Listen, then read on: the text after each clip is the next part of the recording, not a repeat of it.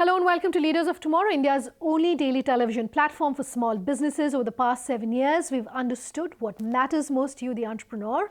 And in year 8, we're taking head-on 2 of your most pressing concerns, that of funding and mentoring. I'm Sunanda Jayasheelan. On the show tonight, a very special series that we've kickstarted here on season 8.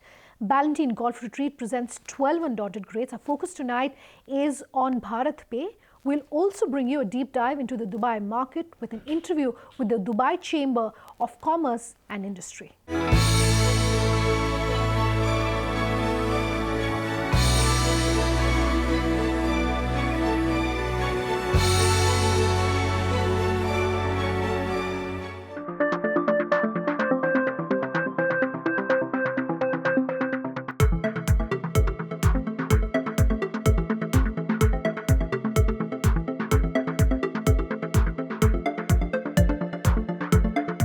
Let me quickly welcome in Ashneer Grover of BharatPe to talk about the business.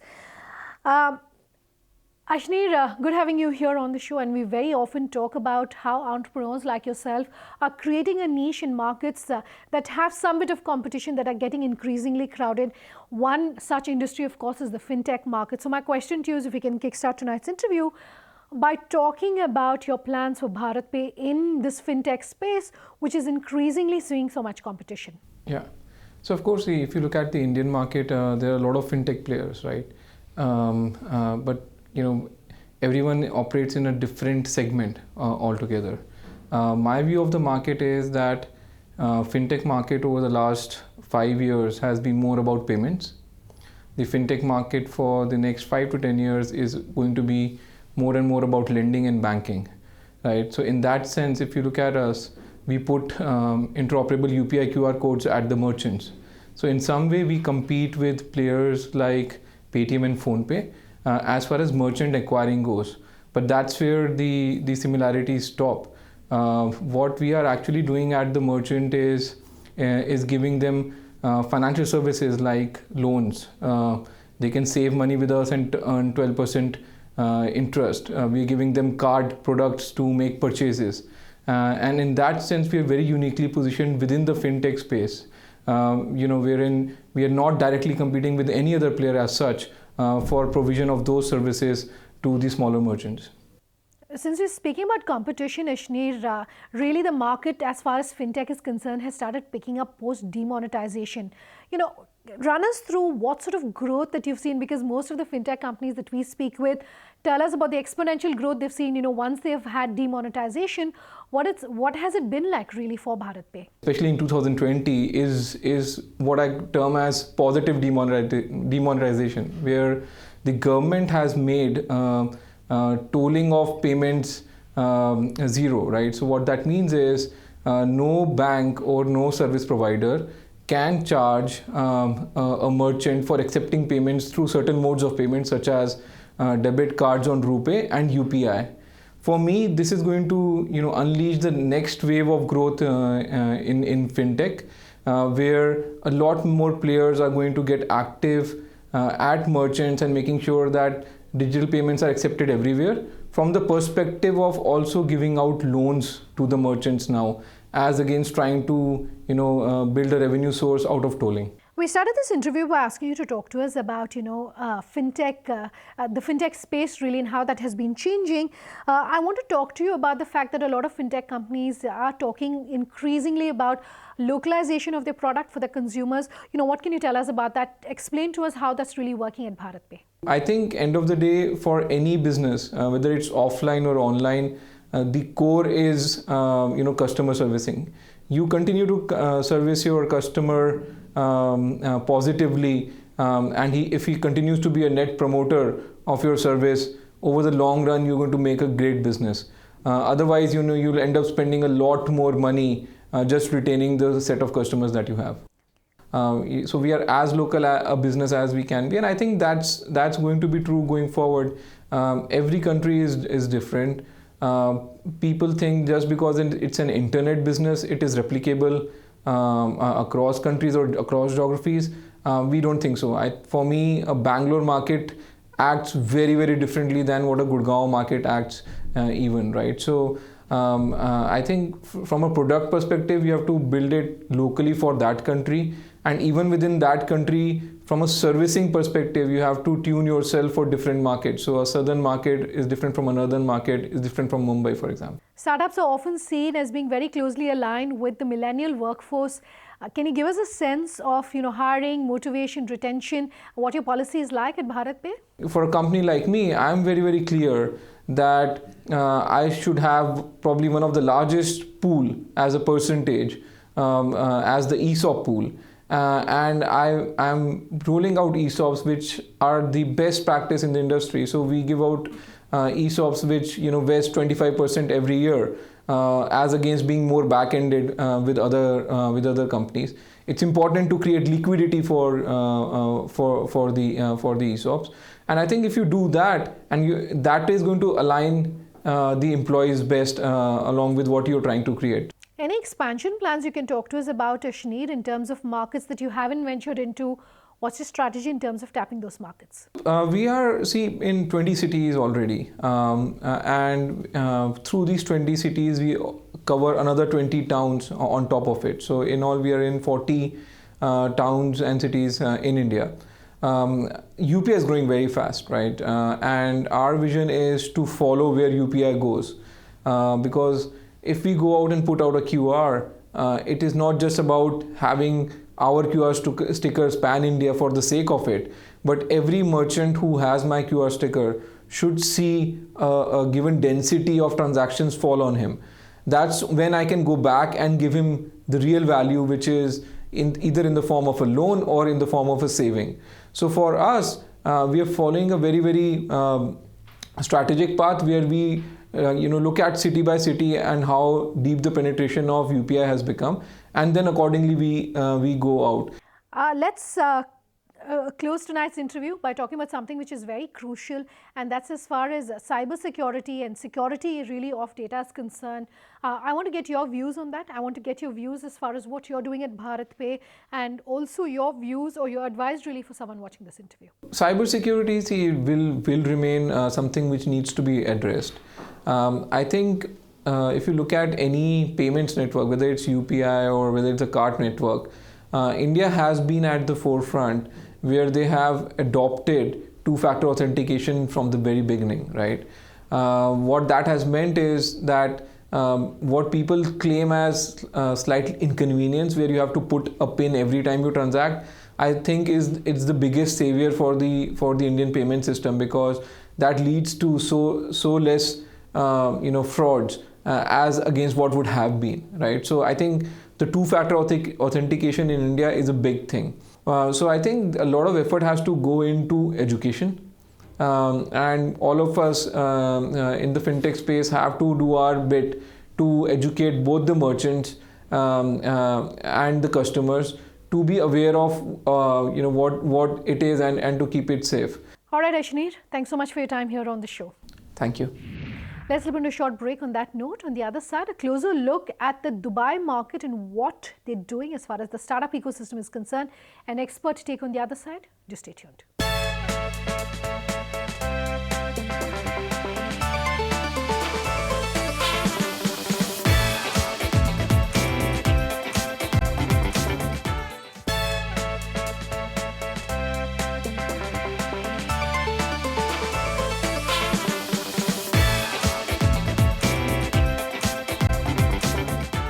Welcome back. You're with us here on Leaders of Tomorrow. Tonight, bringing you a special series as we take a closer look at the Dubai market. Tonight, an exclusive conversation with the Dubai Chamber of Commerce and Industry.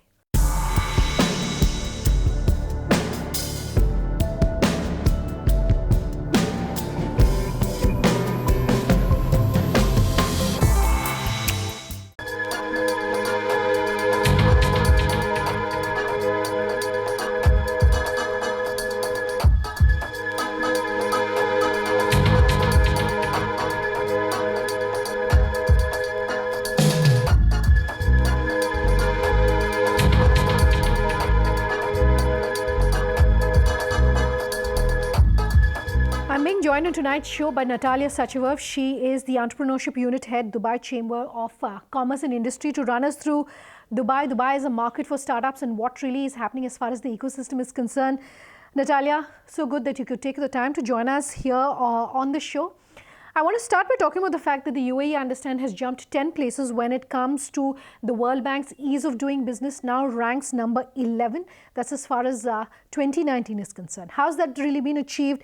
You know, what really is the significance, particularly for entrepreneurs who are in the startup space? Can you talk to us about that? As Dubai Chamber, together with our partners, we have continuously accumulating the information about the current and acute challenges of entrepreneurs and startups, and we proactively intervene and address those, be it regulatory barriers, be it speed of opening the bank account, speed of obtaining the business license, and many other areas. And last but not least, what does this not marginal but significant improvement of the standing of the UAE in the ease of doing business ranking means for the startups and how it's physically reflected in the market? I think it's the growth of the incubators and accelerator programs in the market. Because in the end, this is the role of incubator that has evolved from the simple office space environment or the licensing authority organization to a very supportive ecosystem to support the startups from idea stage to bringing the product to the market. And again, we as Dubai Startup Hub of Dubai Chamber, we working very closely with the network of incubators to ensure that together we keep pushing and moving Dubai and the UAE in these rankings further up. We've been doing a series of conversations here on the show talking about the startup ecosystem as far as Dubai is concerned and why Dubai is increasingly becoming the go-to market when it comes to startups and nurturing really entrepreneurs who are in the startup space. I would love to get your views on that, to talk about, you know, what really is being created as far as the ecosystem is concerned to nurture young entrepreneurs in this space. When we speak about Dubai startup ecosystem, now we can speak about its validity. And validity of the ecosystem is measured by two dimensions. First is the critical mass of the startups and innovators in the market. And the second one is the critical mass of the investors interested to put their funds in supporting those startups. So today in Dubai, and the figures are talking about themselves, 2019, the overall MENA funding for startups was slightly above $700 million, and 60% were actually raised by UAE-based startups. Dubai Startup Hub is entrepreneurship initiative of Dubai Chamber, and we started roughly about 3 years ago. And in the span of less than 3 years, our community of startups grew from 7 and reaching almost 4,000 entrepreneurs and startups who have belief and faith that Dubai is the place for them to grow their business. When you look at the Indian startup ecosystem, Natalia, typically India has seen unicorns that emerge from sectors such as e-commerce that are volume-based largely. Any such sectors or trends that you can talk to us about the Dubai market? When you speak about sectorial development of the startup ecosystem in Dubai, I think it's important to highlight that actually the programs of Dubai Chamber, Dubai Startup Hub, can serve as a good barometer indicator where the attention of both the startups and the investors lie. So, so far, we've seen the important big impact from the government policies focused on promoting specific strategic sectors of the UAE economy, including logistics, transportation, hospitality, and fintech or banking. So not surprisingly that in 2019, the startups in exactly these sectors have fundraised the most. At the same time, in the past 2 years, we have observed and witnessed the growing interest of the innovators to the new sectors and areas, including healthcare and education. I want to talk about Dubai Startup Hub and the work that it really does with entrepreneurs as far as the tech ecosystem is concerned. I also understand that you have some India-specific programs such as market access. Can you shed more light on that? Speak about Dubai Startup Hub, which is entrepreneurship initiative of Dubai Chamber. We should speak about its mission. It is provide clarity and guidance for entrepreneurs' journey in Dubai. And the programs that Dubai Startup Hub is running are open for all innovators and startups from around the world. And when we speak about entrepreneurs' journey, and interest in Dubai market. The first thing that a startup should think about is this market for me? Can I get access to that client? Can I validate my business idea? And this is where, on an annual basis, Dubai Chamber continuously introduces the new relevant programs that help startup with that. I want to discuss the Smart Entrepreneur Competition. Is it open to entrepreneurs from all across the world? And does Dubai Startup Hub run any other such specific programs that you can talk to us about? What can you tell us? The beauty of Smartpreneur Competition, like as many other programs of Dubai Chamber, they're actually open to the innovators from all around the world. And if we speak about Indian innovators and startups, interesting fact that the 30% of all Smartpreneur applications, startups actually have Indian co-founder. So historically, having run this program for 4 years, and this is our 5th year, we can say that on average, 30% every year, the startups we interact with actually have Indian co-founders. Important to highlight that given that this year Dubai Chamber is the official business partner of Expo 2020, we partner our forces to support entrepreneurs and startups. And 10 finalists of the Smartpreneur competition will have an amazing opportunity to exhibit at Expo 2020 and to be part of that amazing event story. We talk very often on the Leaders of Tomorrow about the need for mentorship. So I want to understand about the Dubai Startup Hub, whether you offer mentoring program with key industry leaders, and also about any accelerators or bodies in India perhaps that you have to have with that you can discuss. Mentorship is a very important avenue or the medium of supporting young and not so young entrepreneurs and innovative startups. And as Dubai Chamber, when we introduce a new program, we are always looking in the ways how we can incorporate and embed the mentorship element in that program. Why we are doing this, aside from the fact that it's very important for the startups and entrepreneurs to get this support? Let's not forget that Dubai Chamber has the asset and access to the network of the top business leaders and industry leaders within its network of more than 240,000 companies registered with Dubai Chamber. And this is where we are bringing together, as Dubai Chamber, both worlds, entrepreneurs and startups early in their business stage and very eager and hungry to learn everything about the industry. And then we bring experienced business leaders, the members of Dubai Chamber, together to benefit eventually Dubai and the UAE economy. Okay, so then maybe we should close tonight's interview by asking you to talk about what plans you have for Dubai Startup Hub, any plans for India this year that you can talk about? Last year, it was the first year for us to do the international roadshow. But even doing this first roadshow, we went beyond what was planned and actually visited 2 cities instead of 1. Again, as a result of overwhelmingly positive feedback and response from the startups and entrepreneurs who have been reaching us out and inviting to visit their city in India. When as Dubai Chamber, Dubai Startup Hub, we reaching out another ecosystem, we always look of building mutually beneficial relationship. And not surprisingly, that last year we visited India. This year, we look forward to hosting a delegation of entrepreneurs and startups and scale-ups visiting Dubai and meeting their potential partners here. Natalia, so good having you on the show. Thanks for taking the time. As we're ending tonight's show, I do want to talk about something that we here at the Leaders of Tomorrow are very excited by, and that's our partnership with ODUP, the most trusted name when it comes to anything to do with startups, their future trends, their evaluation, etc. Tonight, we're putting the spotlight on the ODUP India 100 Index, your weekly roundup of the top 5 startups this week. Take a look.